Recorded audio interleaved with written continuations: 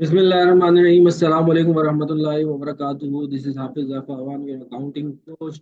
और जैसा कि आप लोगों को याद होगा कि हमारा टॉपिक चल रहा था एब्जॉर्प्शन कॉस्टिंग का, उसके अंदर हम धड़ाधड़ क्वेश्चंस जो है वो सॉल्व कर रहे थे और अभी भी कर रहे हैं। तो आज का बच्चों जो क्वेश्चन है वो है क्वेश्चन नंबर 3, जो मेरे हिसाब से जो चल रहा है। जो लेक्चर नंबर 2 में क्वेश्चन नंबर 1 डिस्कस किया था, लेक्चर नंबर आई थिंक 3 में मैंने क्वेश्चन नंबर 2 डिस्कस किया था। नाउ द लेक्चर नंबर 4, और इसके अंदर जो है वो हम क्वेश्चन नंबर 3 डिस्कस कर रहे हैं। मेरे नोट्स के हिसाब से जो है वो इस तरह किससे सीक्वेंस चल रही है, रिवर्स चल रहे हैं हम लोग। तो आज जो बच्चों हम लोग क्वेश्चन जो है वो डिस्कस करने जाएंगे, दैट इज मे 2021। ठीक है, paper 2 variant 2, question number 4 A to E absorption costing से मैंने लिया है। ठीक है, तो इस क्वेश्चन को हम लोग सॉल्व करेंगे, डिस्कस करेंगे डिटेल में। अब तक जिस बच्चे ने मेरा व्हाट्सएप ग्रुप ज्वाइन नहीं किया तो काइंडली मेरे व्हाट्सएप ग्रुप को ज्वाइन कर लो। ठीक है, वहां पर मैं अपने लेक्चर्स के लिंक जो है वो शेयर कर देता हूँ, और इसके अलावा जो भी मेरे पीडीएफ के नोट्स होते हैं वो भी मैं उस लिंक में शेयर कर देता हूँ। तो व्हाट्सएप का ग्रुप जो है तो उसका लिंक में आप लोगों को डिस्क्रिप्शन में मिल जाएगा, तो काइंडली उस ग्रुप को लाजमी लाजमी ज्वाइन कर लो। और साथ साथ अगर कोई बच्चा उसको नहीं मिल रहा तो नंबर मेरा डिस्क्रिप्शन में मौजूद होगा, तो उस पर मुझे टेक्स्ट कर सकता है कि सर मुझे जो है वो ए लेवल्स के ग्रुप में ऐड कर दें, तो मैं आपको ऐड कर दूंगा। ठीक है, तो स्टार्ट करते हैं। चलिए, क्वेश्चन नंबर 4 है ये आपके पेपर का, और ये भी एब्जॉर्प्शन कॉस्टिंग के पिछले जो दो लेक्चर्स है ना, बिल्कुल उनसे रिलेट कर रहा है। ठीक है, दोनों को समझ लो कि दोनों का मर्जर है। एक क्वेश्चन में हम लोगों ने जो है वो खाली जो है वो रीअपॉर्चमेंट सीखा था, और उसके अंदर फिर उसके बाद हमने पर यूनिट कॉस्ट को जो है वो कैलकुलेट करना सीखा था, ग्रॉस प्रॉफिट मार्जिन भी जो है वो कैलकुलेट करना सीखा था। तो दोनों क्वेश्चंस का मर्जर है। ये अच्छा क्वेश्चन है, एक दफा आप लोगों के दोनों लेक्चर्स जो है वो रिवाइज हो जाएंगे। और जिस बच्चे ने अब तक मेरे चैनल को सब्सक्राइब नहीं किया तो भैया लाजमी लाजमी चैनल को सब्सक्राइब कर लो यार, स्पेशली तुम लोगों के लिए वीडियोस बना रहा हूँ। ठीक है, और कोई मेरा बेनिफिट नहीं है, ज्यादातर आप लोगों का बेनिफिट है। तो अच्छा लगता है जब आप लोग मेरे चैनल को सब्सक्राइब करते हो, नीचे कमेंट करते हो। तो उससे मुझे बहुत ज्यादा जो है वो मोटिवेशन होती है, और मैं और अच्छे से काम करता हूँ और ज्यादा अच्छा कंटेंट जो है वो आप लोगों के लिए लेकर तो स्टार्ट करते हैं। देखते हैं इस क्वेश्चन में आपको क्या बता रहे हैं, कि कह रहे हैं कि T limited manufacturers goods of two factories, factory A and factory B. इनकी दो फैक्ट्रीज हैं माशाल्लाह से, फैक्ट्री ए और फैक्ट्री बी। अच्छा, अभी फैक्ट्री ए के बारे में बता रहे हैं। Factory A has two production department, assembly and finishing, and two service department, administration and canteen. ठीक है, दो इनके पास प्रोडक्शन डिपार्टमेंट है, assembly department and finishing department. ठीक है, ये दो इनके प्रोडक्शन डिपार्टमेंट है। और इसके अलावा जो सर्विस डिपार्टमेंट है वो इनके एडमिनिस्ट्रेशन डिपार्टमेंट है, और एक कैंटीन डिपार्टमेंट है। ठीक है, फिर उसके बाद आगे कह रहे हैं आपको absorption costing is used at this factory. अच्छा, अब्जॉर्प्शन कॉस्टिंग जो है वो यूज होती है इस फैक्ट्री के अंदर। फैक्ट्री ए की बात कर रहे हैं, फैक्ट्री बी की बात नहीं कर रहे हैं। ठीक कह रहे हैं the basis of reappointment the service department overhead is as follows. ठीक है, बजटेड ओवरहेड आपको नीचे बता रहे हैं, और रीअपॉइंटमेंट कर रहे हैं। अपॉइंटमेंट और रीअपॉइंटमेंट में फर्क क्या होता है, ये मैं अपने पिछले लेक्चर्स में कई लेक्चर्स में डिफाइन कर चुका हूँ।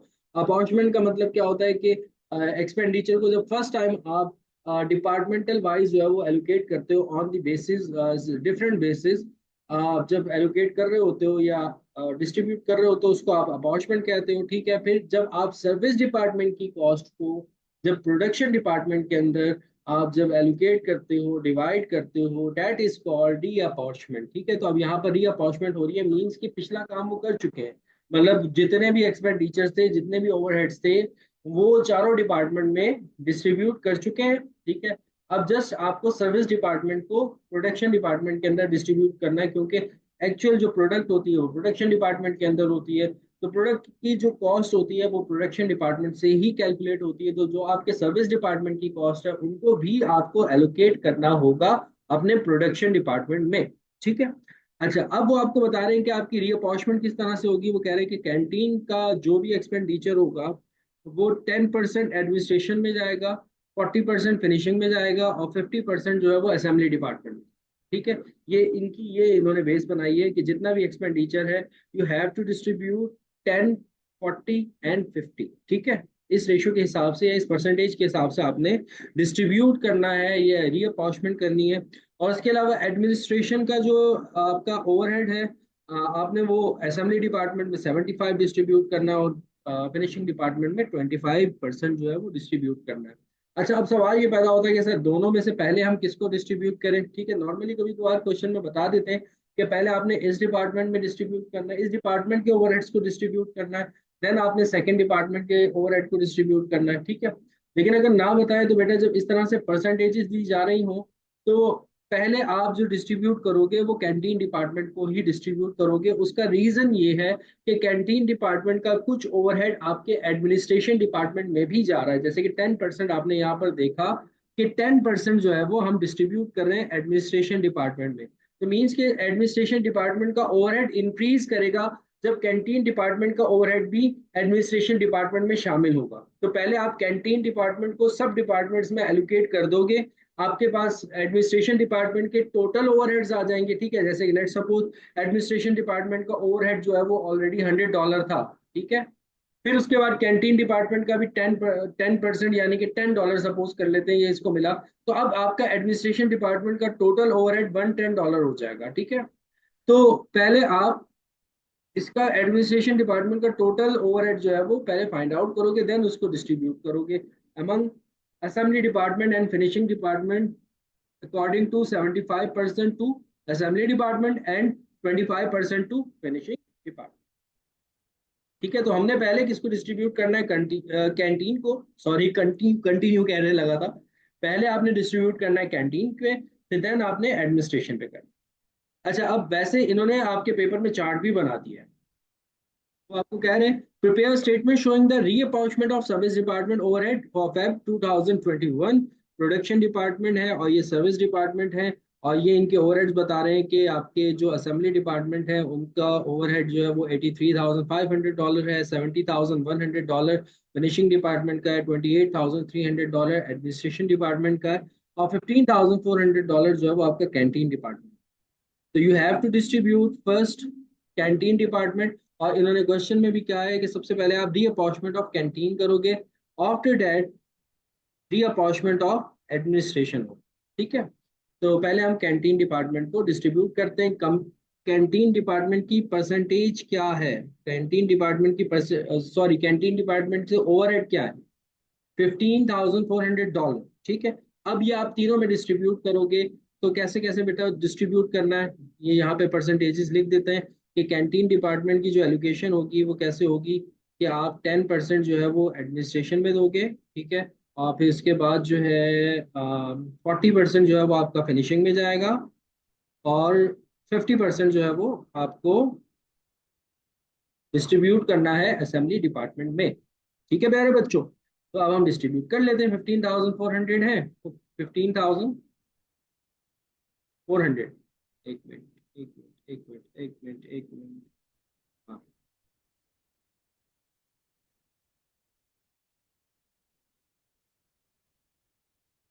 15,400।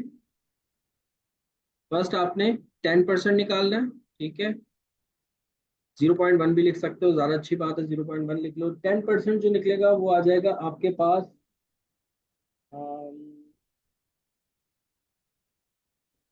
15,400 है, 1,400, 500 नहीं, 1,054 हो जाएगा, या 540 हो जाएगा।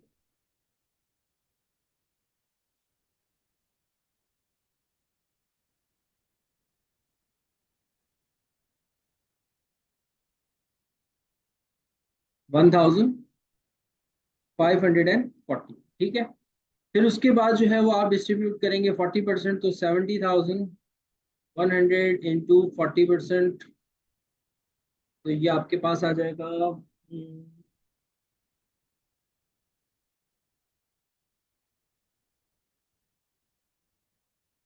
6,160। 6,160। अच्छा, फिर इसके बाद सेम जो है वो आप अगर इसमें करते हो 83,500 मल्टीप्लाई बाय 50 ओवर, सॉरी 83,000 लिख रहा हूँ, 15,004। अच्छा, गलती कर दी, सॉरी सॉरी बच्चों, सॉरी सॉरी सॉरी। आंसर सही लिखा था, 15,400 इंटू 40%, और 15,400। असल में शरीर किस्म की भूख लग रही है, लेक्चर भी रिकॉर्ड करना है, प्रेशर है आप लोगों के लिए, लेक्चर लाजमी लेकर आना है मुझे। तो इसका ये आ जाएगा 50%, 15,400 का 7,700, ठीक है। अच्छा, तो अब आपके पास अगर आप टोटल करते हो तो आपके पास जो अब असेंबली डिपार्टमेंट के टोटल ओवरहेड्स हो जाएंगे वो हो जाएंगे 91,200, ठीक है। और फिनिशिंग डिपार्टमेंट के आपके ओवरहेड हो जाएंगे 76,260। और एडमिनिस्ट्रेशन डिपार्टमेंट के जो आपके ओवरहेड हो जाएंगे 29,840।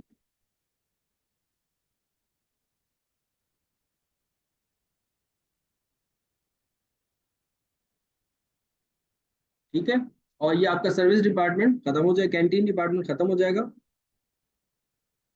You have to minus $15,400। Amount इसका क्या हो जाएगा, नहीं हो जाएगा, क्योंकि आपने इसी कॉस्ट जो है वो सब में डिस्ट्रीब्यूट कर। अब जो आपके पास सेकंड आ रहे हैं एडमिनिस्ट्रेशन डिपार्टमेंट। अब एडमिनिस्ट्रेशन डिपार्टमेंट जो है उसकी जो पहले थी वो 28,300 की कॉस्ट थी, ओवरहेड थे। फिर उसके बाद 1,540 उसको कैंटीन की तरफ से मिला। तो अब इसका जो ओवरहेड हो चुका है वो हो चुका है 29,840। अब बच्चों इसको हम डिस्ट्रीब्यूट करेंगे या रीअप्रोप्रिएट करेंगे किस तरह से, देखो मैं परसेंटेजेस निकाल देता हूँ कि कितना कितना जाएगा। ये अब जो परसेंटेज जाएगी वो जाएगी 75% और 25%, ठीक है। यहाँ पर मतलब कि 75% लिख देता हूँ, पेपर में मत लिखिएगा, आप लोगों की आसानी के लिए लिख रहा हूँ ताकि आप लोगों को याद रहे, और 25%, ठीक है। तो 29,840 इसका ओवरहेड है एडमिनिस्ट्रेशन का। पहले अगर हम 75% निकाल लेते हैं तो इसका अमाउंट आ जाएगा आपके पास 22,380। 22,380। फिर उसके बाद अगर इसी 29,840 का मैं 25% रिमेनिंग निकालता हूँ, ठीक है, तो वो आ जाएगा बच्चों 7,460। 7,460, ठीक है। और ये 29,840 जो है वो मैं क्या कर दूंगा, माइनस। तो अब टोटल ओवरहेड आपका कितना हो जाएगा, पहले 91,200 था और फिर उसके बाद ये और आया 22,380। तो अब आपका टोटल जो ओवरहेड हो जाएगा प्यारे बच्चों वो हो जाएगा 1,13,580। 1,13,580। फिर उसके बाद हो जाएगा 83,720। 83,720 डॉलर, ठीक है। और ये अमाउंट इनके सर्विस डिपार्टमेंट की क्या हो जाएंगे, नील। तो इस तरह से बेटा आपने डिस्ट्रीब्यूशन करनी होती है, अगर परसेंटेज दे। और अगर परसेंटेज ना दे तो उसमें क्या होता है, पिछले वाले लेक्चर के अंदर वो मैंने बताया हुआ है, ठीक है, वो क्वेश्चन में था तो उसको मैंने एक्सप्लेन किया हुआ है। तो आपको बेसिस लेनी होती है, बेस बनाते हो, ठीक है। अब आ जाओ आगे, आपको क्या बता रहे हैं एडिशनल इंफॉर्मेशन। अच्छा अब बच्चों देखो आपके पास जो ये आपके पास प्रोडक्शन डिपार्टमेंट है दो और इनके ओवरहेड्स हैं, आपको पता है कि ये आपके पास जो डिपार्टमेंट था, ये जो आपके पास जो पहला डिपार्टमेंट था डेट वाज असेंबली डिपार्टमेंट, ठीक है। और बार बार ऊपर नहीं करना पड़ेगा हमें। उसके बाद दूसरा जो था वो फिनिशिंग डिपार्टमेंट। और इनके जो बजटेड ओवरहेड है वो ये हमारे सामने है, ठीक है, 1,13,580 और 83,720 डॉलर। अब एडिशनल इंफॉर्मेशन में आपसे ये बता रहे हैं कि जो आपके असेंबली डिपार्टमेंट है इसमें जो आपके लेबर आवर्स जो है वो 1,700 कंज्यूम हुए हैं। और मशीन आवर्स जो है वो पर मंथ जो आप कंज्यूम करो 2,800। और जो लेबर का रेट है वो है 8.40, ये लेबर का रेट है, ठीक है, ये आपके ओवरहेड का रेट नहीं है। ओवरहेड का रेट तो अभी आप निकालोगे, अभी तो आपने अमाउंट निकाला ओवरहेड का, असेंबली डिपार्टमेंट का और फिनिशिंग डिपार्टमेंट का। ये आपको लिखो, जब आप कॉस्ट ऑफ प्रोडक्शन में या आप कोई भी प्रोडक्ट मैन्युफैक्चर करते हो तो उसके अंदर थ्री एलिमेंट्स होते हैं। एक आपके पास मटेरियल होता है, एक होता है लेबर और एक होता है ओवरहेड। मटेरियल और लेबर ये जो आपको बता रहे हैं ना, ये लेबर का रेट बता रहे हैं, ठीक है। बच्चे ये कंफ्यूज हो जाते हैं, सर ये तो इन्होंने ओवरहेड का रेट दे दिया, आप निकालने की जरूरत नहीं है। नहीं मेरे बच्चों, प्यारे बच्चों, वो आपको बता रहा है that is direct labour rate, ठीक है। ये आपके डायरेक्ट लेबर का रेट है। ओवरहेड का रेट आपको नहीं पता, ओवरहेड का रेट तो आप अभी निकालोगे, फाइंड आउट करोगे आगे, देखो अगली रिक्वायर्ड यही होगी। वो बोले या ना बोले, अगली रिक्वायर्ड आपको निकालना पड़ेगा।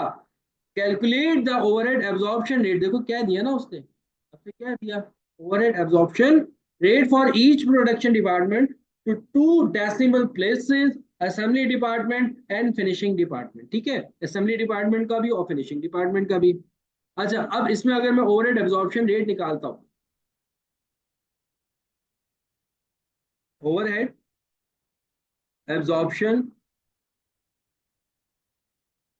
रेट, इसमें हर दफा मैं बच्चों क्या कहता हूँ आप लोगों को, देखो अब जैसे आपका ये असेंबली डिपार्टमेंट है ना, अब असेंबली डिपार्टमेंट का कर रहे हो, असेंबली डिपार्टमेंट आपका कितना है, 1 लाख, इसका ओवरहेड है 1,13,580।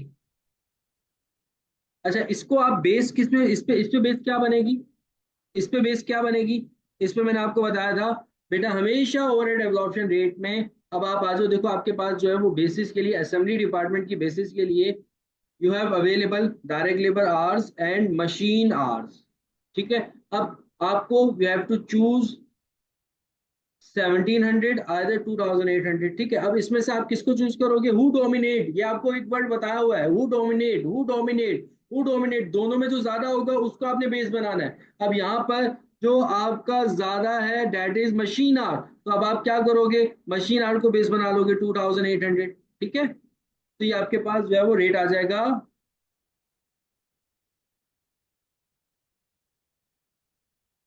40.56, टू डेसिमल में देना 40.56, ठीक है। अच्छा अगर फिनिशिंग डिपार्टमेंट की हम बात करते हैं, फिनिशिंग डिपार्टमेंट के ओवरहेड्स कितने, 83,720, 83,720। सर अब इस पे बेस किसको बनाए, जो सर ने आपको बताया बेटा, पहले आओ जरा हल्के हल्के होले होले फिनिशिंग डिपार्टमेंट में आओ जरा, फिनिशिंग डिपार्टमेंट में क्या कह रहे हैं, फिनिशिंग डिपार्टमेंट में कह रहे हैं कि जो आपके डायरेक्ट लेबर आवर्स हैं that is 1400 and machine hours हैं 900, इन दोनों में से ज्यादा कौन सा है, इन दोनों में से ज्यादा ऑब्वियस सी बात है 1400 ज्यादा होता है। तो फिनिशिंग डिपार्टमेंट में जो बेस बनेगी वो डायरेक्ट लेबर आर बनेगी, यानी कि 1400। देखो इसमें हमने, ये है हमारे पास पर मशीन आर, यूनिट लिख लिया करो आसानी हो जाती है बाद में, पर मशीन आर, ठीक है। और यहाँ पर अगर इसको डिवाइड करते हैं, बेस किसको बनाए, लेबर आर को बनाए, तो अब यहाँ पर जो आपके पास आएगा वो आएगा 59.80, और ये क्या होगा, पर लेबर, लेबर आर, ठीक है। तो बस हमेशा एब्जॉर्प्शन रेट के लिए आपको हु डोमिनेट जो ज्यादा होगा उसको आप डिवाइड करवाओगे, सिंपल सिंपल सिंपल सिंपल, आसान सी बात, आसान सी बात। लिख लो अपने पास, हमेशा हाथ पे लिख लो, कहीं पे लिख लो, कॉपी पे लिख लो, डायरी पे लिख लो, कहीं पर मोबाइल में लिख लो, व्हाट्सएप कर दो किसी को मैसेज, ताकि याद रहे एब्जॉर्ब ओवरहेड एब्जॉर्प्शन रेट में बेस किसको बनाना है, हु डोमिनेट, जो ज्यादा होगा, जो ज्यादा होगा उसको क्या बनाओगे आप, बेस बनाओगे, उसको क्या बनाओगे आप, बेस बनाओगे। यहाँ पे बच्चा बड़ा परेशान होता है, पूछते सर, अक्सर पूछता है सर बेस किसको बनाए, यहाँ पर बेस किसको बनाए, at the time of calculating absorption rate हमें बेस किसको बनाना है, तो बेटा मेरा बच्चा, मेरे प्यारा बच्चा, बेस उसको बनाना है जो डोमिनेट कर रहा हो, जो सबसे ज्यादा होगा उसको आप बेस बनाओ, सिंपल सिंपल सिंपल, बहुत ही सिंपल। अच्छा अब आ जाओ, देखो अब हमें ओवरहेड रेट पता लग चुका है, डायरेक्ट लेबर रेट भी उसने ऊपर दिया हुआ था, ठीक है, ओवरहेड रेट अभी हमने फाइंड आउट कर लिया। अच्छा अब आगे क्या कह रहे हैं वो आगे कह रहे हैं एडिशनल इन्फॉर्मेशन में, एडिशनल इन्फॉर्मेशन, एडिशनल इन्फॉर्मेशन, भाई एडिशनल इन्फॉर्मेशन पूछते रहते हैं वो आपसे। The company received an order from a customer, the following details are available. अच्छा अब कंपनी को एक ऑर्डर रिसीव हुआ है कस्टमर का, डायरेक्ट मटेरियल जो है वो 1880 है। अच्छा पर ऑर्डर, डायरेक्ट लेबर आवर्स जो आपके कंज्यूम हो रहे हैं 11.5 पर आवर, या आपके मतलब असेंबली डिपार्टमेंट में इतने आपके डायरेक्ट लेबर आवर्स लग रहे हैं, और फिनिशिंग डिपार्टमेंट में जो आपके लेबर आवर्स लग रहे हैं वो 6.1 आवर्स लग रहे हैं, ठीक है। और मशीन आवर्स जो आपके असेंबली डिपार्टमेंट में यूज हो रहे हैं वो 57 पॉइंट आवर्स, 5.7 आवर्स। और फिनिशिंग डिपार्टमेंट में जो आपकी मशीनरी कितने घंटे चली है, वो चली है 2.4 4 आवर्स। फिर उसके बाद आपको कह रहे हैं कि आप the company's policy is to achieve a profit of 40%, 40% profit है, ठीक है आपका, on selling price, selling price. अब आपसे रिक्वायर्ड क्या पूछी जा रही है? Prepare statement to show the total selling price. ठीक है, अब आपको टोटल सेलिंग प्राइस निकालना है। ठीक है? अब सेलिंग प्राइस के लिए पहले कॉस्ट तो पता कर लो चाचू, कॉस्ट क्या होगी हमारी, ठीक है, स्टेटमेंट। अब हम बनाते हैं statement to show the total selling price, जैसे हमने पिछले क्वेश्चन में भी बनाई है, पिछले लेक्चर में अगर आप देखोगे उसमें भी मैंने आपको बनाना सिखाई, अब दोबारा बनाना सिखा रहा हूँ। स्टेटमेंट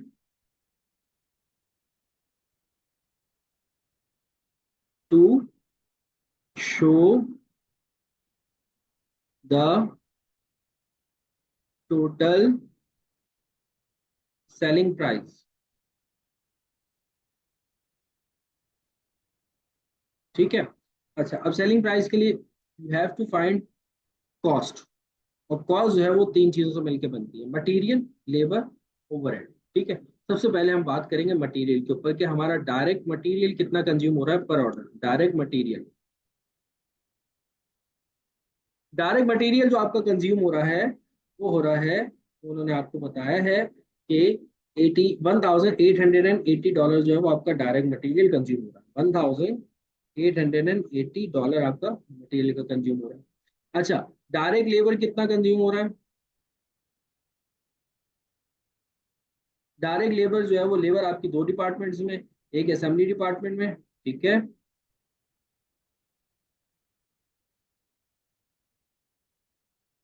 और एक आपकी फिनिशिंग डिपार्टमेंट में।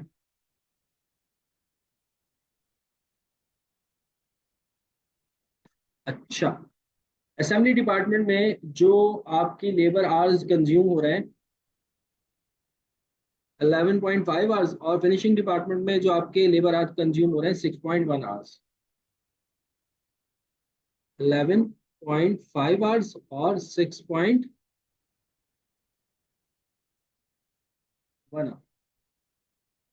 इसको आप मल्टीप्लाई करवा दोगे पर आवर रेट के साथ कि आपके लेबर का पर आवर रेट क्या था, कितना पे कर रहे थे आप लेबर को, वो आपको उसने क्वेश्चन में शुरू पर बताया था कि 8.40 आप असेंबली डिपार्टमेंट में लेबर पे कर रहे हो, और 8.20 आप फिनिशिंग डिपार्टमेंट के लेबर को पे कर रहे हो। 8.4 और 8.2, 8.40 और 8.20, अब मल्टीप्लाई कर दो तो आपके पास इनकी कॉस्ट आ जाएगी 96.60। असेंबली डिपार्टमेंट में आपकी लेबर यूज हुई है, और 50.02 आपकी फिनिशिंग डिपार्टमेंट में हुई है। तो टोटल कर लोगे तो आपके पास जो टोटल लेबर आ रही है दैट इज 146.62। ठीक है, ये हमने लेबर भी फाइंड आउट कर ली। अच्छा, फिर अब आ जाओ आगे ओवरहेड्स की तरफ। ठीक है, तीन चीजें मिलकर आपकी कॉस्ट बनती है। अभी हम कॉस्ट फाइंड आउट कर रहे हैं, फिर हम प्रॉफिट फाइंड आउट करेंगे, दोनों को ऐड करेंगे, सेलिंग प्राइस आ जाएगी। आसान सी बात, कॉस्ट फाइंड आउट करो, प्रॉफिट फाइंड आउट करो, दोनों को ऐड करो, सेलिंग प्राइस आ जाएगी। सेलिंग प्राइस पूछ रहे ना, सेलिंग प्राइस कैसे बेचते हो भैया आप? अगर कोई प्रोडक्ट आप बेचते हो तो कैसे करते हो? आप पहले अपनी कॉस्ट कैलकुलेट करते हो माइंड में, भाई ये चीज इतने की मुझे पड़ी है, ठीक है, अच्छा इस पे प्रॉफिट कितना रखना है, इतना मुझे प्रॉफिट रखना है, तो बेचोगे कितने का? Cost plus profit, cost plus profit. तो सिंपल, कॉस्ट के लिए आपको मटेरियल, लेबर और ओवरहेड, ये तीन कॉस्ट होती है। तो मटेरियल, लेबर और ओवरहेड। अब ओवरहेड में भी आपके पास दो डिपार्टमेंट थे, ठीक है, दोनों डिपार्टमेंट जो ओवरहेड होगा, असेंबली डिपार्टमेंट और फिनिशिंग डिपार्टमेंट।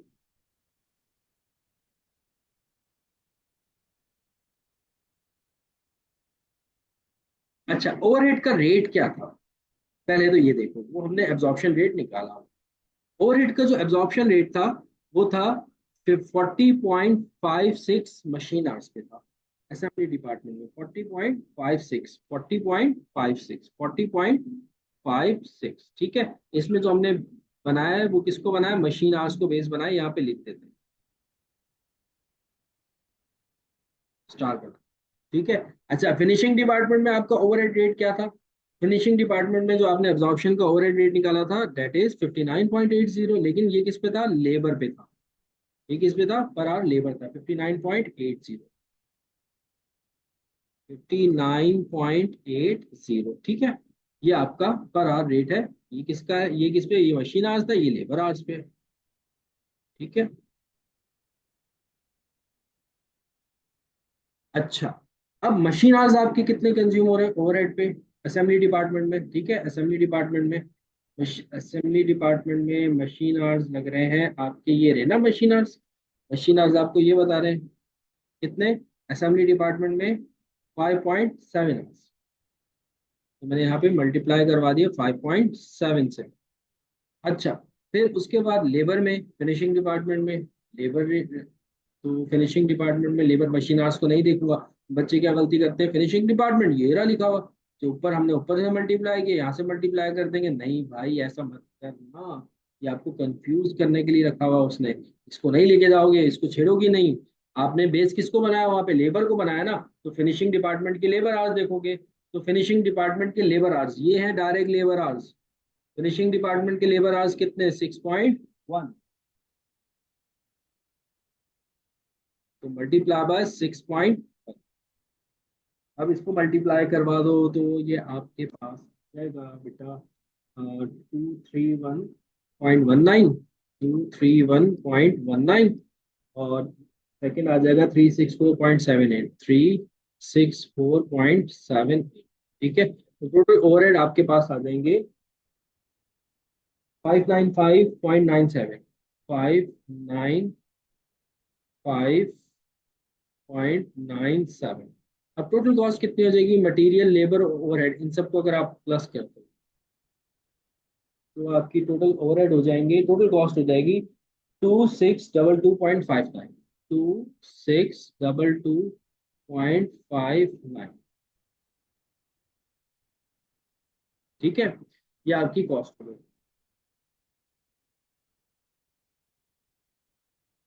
ठीक है। अच्छा, फिर उसके बाद इसमें आप क्या करोगे, ऐड करोगे प्रॉफिट को, तो आपको सेलिंग प्राइस पता लग जाएगी, ठीक है। अच्छा, ये कॉस्ट है, तो सेलिंग प्राइस मिलकर बनती है कॉस्ट से, और प्लस इसमें क्या कर देते हो आप, प्रॉफिट। प्रॉफिट का वो आपके बारे में बता रहे हैं कि प्रॉफिट जो है, आप बहुत अच्छे बच्चे हो, और आप जो प्रॉफिट मार्जिन रखते हो that is 40% on selling price. Profit आपका कितना है, 40%, ठीक है। ऑब्वियस सी बात है, हमारी फिर कॉस्ट कितनी होगी, 60% होगी, ठीक है। प्रॉफिट जब हमारा 40% है, एक चीज पे प्रॉफिट हम अर्न कर रहे हैं 4 रुपए, तो कॉस्ट कितनी होगी, 6 रुपए, 10 रुपए आपकी सेलिंग प्राइस होगी, ठीक है। तो ये आपका प्रॉफिट का परसेंटेज 40% है। अब हमारे पास प्रॉफिट अननोन है, हमें प्रॉफिट तो पता ही नहीं है, हमें कॉस्ट पता है। अब मैं क्या करूँ, कॉस्ट से क्या निकाल लूँ, सेलिंग प्राइस निकाल लूँ, इन दोनों का डिफरेंस लूंगा, माइनस करूंगा, तो हमारे पास क्या आ जाएगा, प्रॉफिट आ जाएगा, सिंपल। ऐसे भी कर सकते हो, और भी तरीके कार है, डिफरेंट डिफरेंट मेथड्स हैं उसको कंप्यूट करने के, लेकिन मैं इस तरीके से करता हूँ कि आप क्या कर लो भाई, सेलिंग प्राइस डायरेक्ट ही फाइंड आउट कर लो ना, जब कॉस्ट पता है आपको।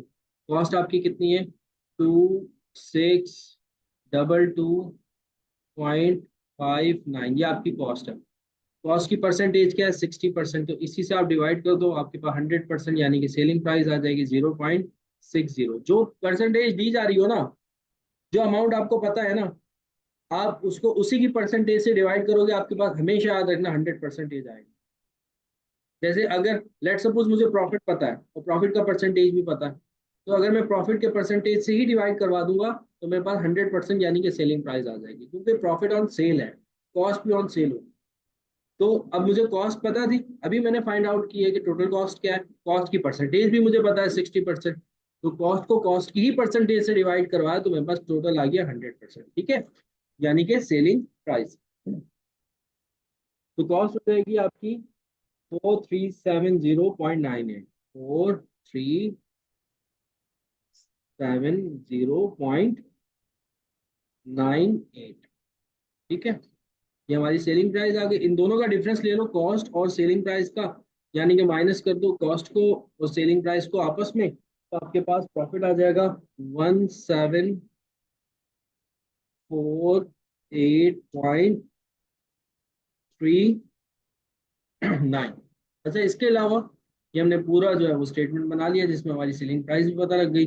अच्छा, फिर उसके बाद कह रहे हैं state what is mean by allocation. Allocation का मतलब क्या होता है, अपॉर्चमेंट का मतलब क्या होता है, और इसके अलावा बस मेरे ख्याल में और कुछ नहीं पूछा। इसके अलावा भी मेरे ख्याल में अपॉर्चमेंट, एलोकेशन, अंडर एब्जॉर्प्शन भी पूछा है, शायद अंडर एब्जॉर्प्शन भी पूछा है इसमें। हाँ ये देखिए, state two possible causes of under absorption of overhead, ठीक है। ये बेटा आपको मेरी जो थ्योरी है वो मेरे नोट्स में शुरू में ही लेक्चर्स में मिल जाएगी, आप वहां से लिखकर लिख सकते हैं। तो कैसा लगा आज का लेक्चर मुझे लाजमी बताइएगा आप लोग। इसका पीडीएफ मैं व्हाट्सएप ग्रुप पे शेयर कर दूंगा। जल्दी जल्दी मेरे व्हाट्सएप ग्रुप को ज्वाइन कर लो, फ्री में है, हर चीज़ फ्री में है भैया, फ्री में, कोई पैसे वैसे नहीं ले रहा मैं आप लोगों से। और ज्वाइन कर लो और मेरे चैनल को सब्सक्राइब कर दो। मेरी फीस यही है आप लोगों से, जो बच्चे मुझसे पढ़ रहे हैं और रेगुलर बेसिस पे पढ़ रहे हैं, मेरी फीस आप लोगों से यही है कि मेरे चैनल को लाजमी सब्सक्राइब शेयर कर दो, घर में भी 3 4 लोगों से सब्सक्राइब करो। अपना ख्याल रखना, मुझे दुआ में याद रखना।